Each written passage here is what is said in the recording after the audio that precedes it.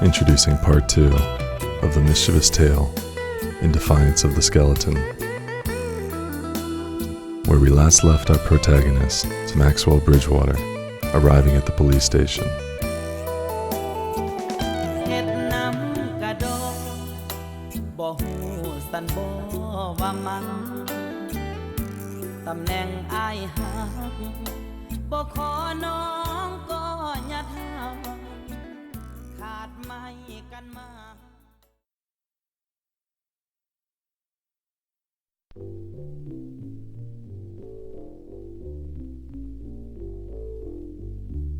Why couldn't I disappear on the open road? It was clear beyond the police station. What stopped all of us from punching the accelerator and vanishing into the jungle? For others, it was a certain honor or respect for authority, but none of that gripped me and persuaded me to travel up the gravel path toward whatever detention lay ahead. It wasn't respect, it wasn't honor, it wasn't agreeableness or kindness toward others who were just trying to do their jobs. It was fear. It was the imagined horror of being shot in the back with a .357 by some baby-faced police officer who was just following orders. In the split second that I saw the road ahead and considered my escape, an image unfolded in front of me. I would roar off and gravel would kick up behind me, but my meager 125cc bike was no match for the brown shirt's 250cc bikes. Bearing down on me, 2 brown shirts to a bike, the officer in the back hugged closely to the brown shirt driving. With a free hand, the brown shirt in the back could unholster his revolver. A tremendous force slammed into my back. The surging pain and the force of it rocked me from my bike. I slid 50 feet into a mangled heap in the grass. My arms and legs were stripped raw from road rash, and blood started to pool in my lungs from the bullet ripping out of the front of my chest. I wouldn't feel the cool rain, or the insects swarming another fleshy pink-white body, or the breeze, or the restlessness anymore. Just the burning and the drowning.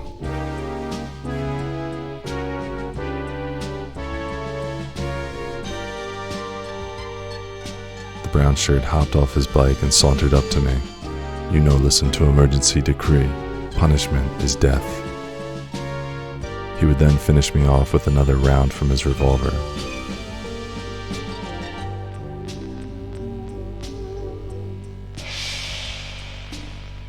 Of course, none of that happened because I kept cool and drove into the police station parking lot.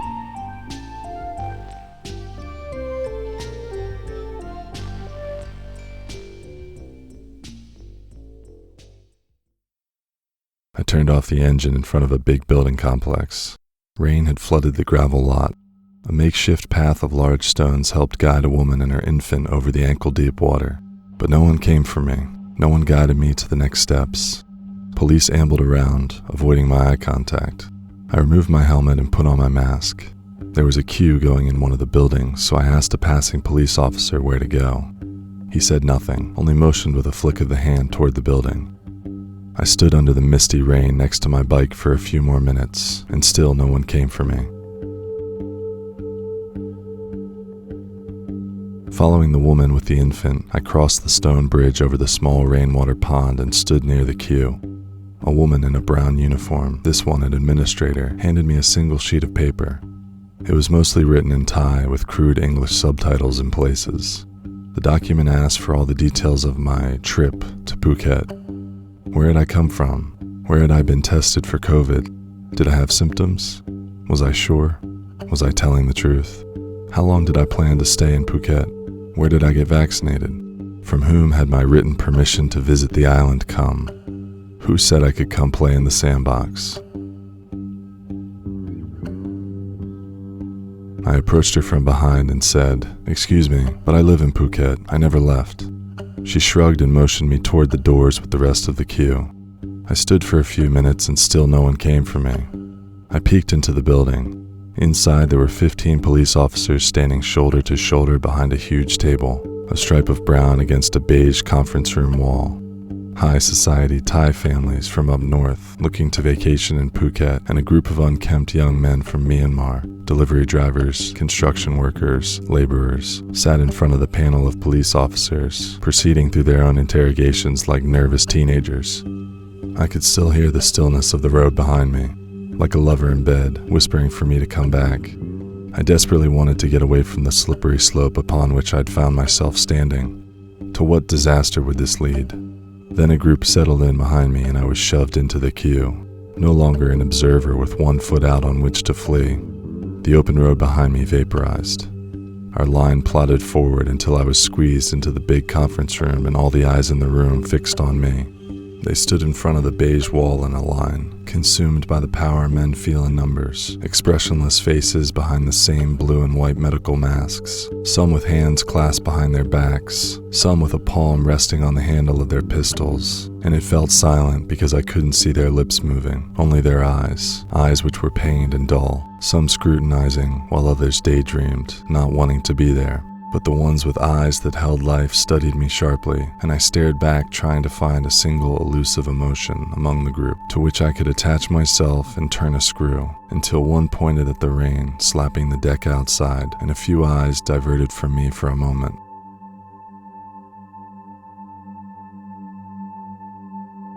I was a spectacle in a place where I didn't want to be one. I forced myself to smile and breathe in deep bellows and hid whatever trembling my hands were doing behind my back. Someone ushered me to a seat. I sat down with another police officer with nervous eyes. He adjusted his mask and spoke. "You fill paper?" "No, I didn't. I live here. I never left Phuket." "Fill paper?" He mustn't have understood, so I adjusted my English. "I no leave Phuket." He adjusted his mask again and looked at my blank paper. After a second, he got up out of his seat and spoke with his supervisor, an older police officer with a mosaic of ribbons stamped over his heart. They scrambled for someone who spoke better English. I looked to the right and left of me, to the people with whom I was supposed to be suffering, but they didn't look me in the eyes, only glanced at the edge of their periphery long enough to see I was attempting to make a connection. They looked away quickly. The supervisor grabbed me and shuffled me into another seat. Another police officer took the seat in front of me. This one looked smarter with more life in his gaze. "You fill paper?" "No, I live here. I never left." The interrogation began. "How long you live here? Where you stay? What you do here? You have vaccine? When you get vaccine? Who you know? You have family? You have girlfriend? Boyfriend? Why you come to Thailand? You have job?" A crowd gathered around me. Many had lost interest in their own cases and were instead listening to my plight. The boy from Myanmar slumped into his chair, slid his hands into his pockets, and stared ahead. A lieutenant with more ribbons than the other officer joined us. The smart officer listened to my words and churned out translations for the rest of the room. He asked me how I'd ended up on the wrong side of the checkpoint. "Well, I never left the island." How you end up in line then?" "I drove around it," I said. He leaned back and thought about my words. Then he translated. The lieutenant's face crumpled like a brown paper bag and he said a few words. "He think you go across bridge," the smart one said and pointed over his shoulder.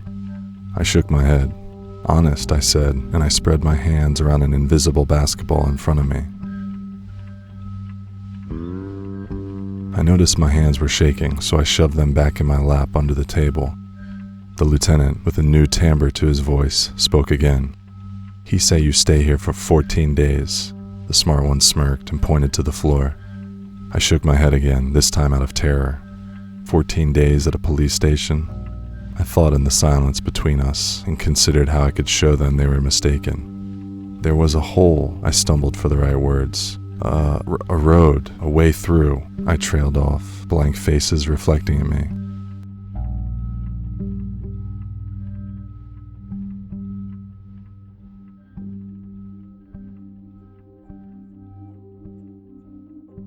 Then an escape plotted itself in front of me. I could show them the way I'd come on my phone, I realized. I raised a single finger between us, pulled out my phone, and opened my navigation. "You want to know where? Here's where," I said, through a mouthful of sand. I shoved the phone across the table and stabbed a finger at the screen. I stood up and a dozen heads leaned over the phone, laying face up on the conference room table. My fingers got to work, expanding, zooming, rotating, showing them my honest-to-goodness path.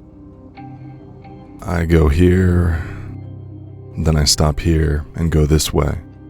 Many car go wrong way, and I think, they sneak on island. Not me. I go here and then come back here, before bridge. Yes, see, before bridge. I smiled up at them, partly to ease the situation, partly because the way I'd spoken to them had been so absurd. They gazed into the map. I couldn't tell if they truly cared and wanted to get to the bottom of the situation, or if they were merely trying to save face in front of the rich kids and bureaucratic supervisors who filled the room. I couldn't tell anymore. They studied my map and exchanged words between them. Someone nodded, another uncrossed his arms and sighed in the direction of the window. Many had come and gone from this room while I sat there. A few men gave up and slunk back to their desks. I felt like I was gaining ground. Only the lieutenant and the smart one stood before me. The lieutenant further stiffened the timbre in his voice and spoke to the smart one while looking at me every few words. But all I could focus on was the hole in the perimeter that they'd put their best effort into making. I wanted to tell the damn fools how useless they were, how useless they would have been if they couldn't even pull this off, and if things truly went wrong, who would have saved this island? After some time, the smart one translated everything the lieutenant had said. You shouldn't leave house during COVID. Okay, I said. Stay home, he say. Don't ride motorbike. Not safe. Stay home and wait. We not wait much longer, okay? Need to control virus, okay? Okay, I said. The lieutenant stormed off once I had said okay a dozen times. The smart man got another paper and filled it out for me. I peeked across the table and read the paper. It was a police order demanding me to stay home and self-quarantine for the next 14 days, all because I'd gone through the checkpoint. That meant no friends, no restaurants, no motorbike rides, no beach, nothing, only more isolation. I placed it delicately in my hands like it was a piece of ancient parchment, but I knew I wouldn't follow the order.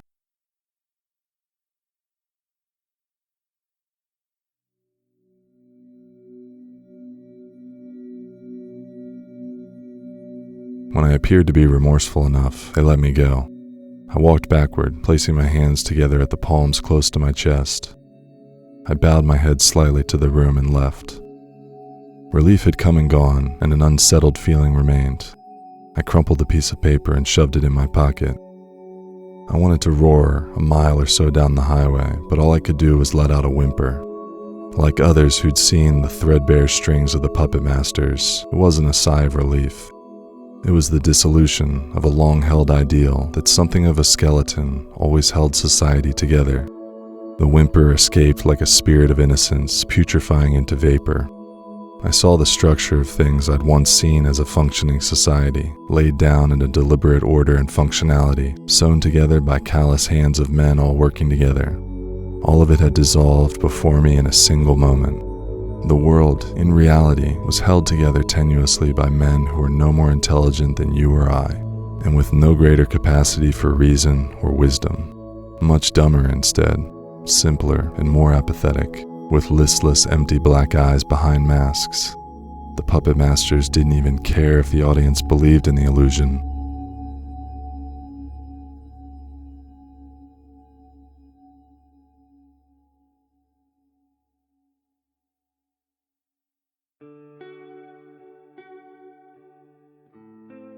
My plea to them, as honest as the pines stay green, was meaningless in the end.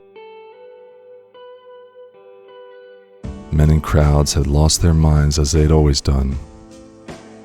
An apathetic glaze covered the land and the people and the year itself, and it would never be the same. A strong onshore wind felt like hands trying to shake me off my bike.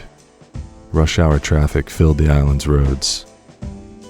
Is that all there really is to all this? I thought.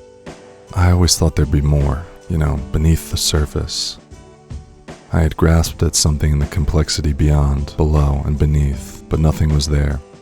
Not a single string holding the calamity together.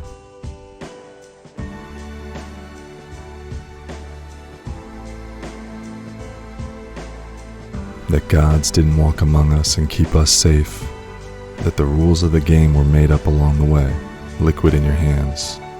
That one could be rule breaker and rule maker at once. I wept inside, and yet something within me was liberated. There was only one remedy for thoughts so tragic: to travel fast along the road until you've forgotten the wind and the rain, the chaos and the inevitability.